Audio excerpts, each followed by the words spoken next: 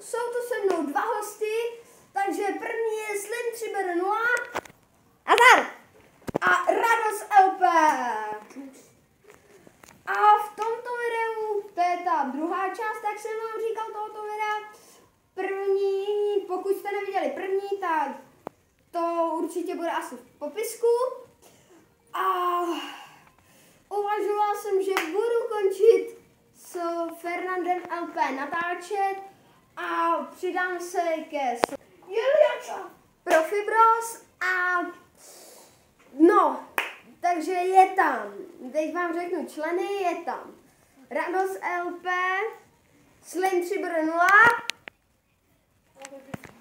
a teď tam asi budu ještě já, ale to nevím, to řeknu. Určitě. Určitě tam budu, no.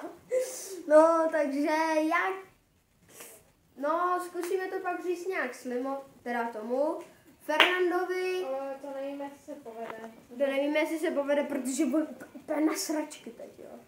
Bude... No, ale spíš s tím, s Honzou Kánským, jak už tam s ním byly 2 videjka. No, takže asi s ním ten člověk bude natáčet, jo. Já nevím, no, tak to bude asi vše pro toto video a čau. Čau. Čau. Pojďte.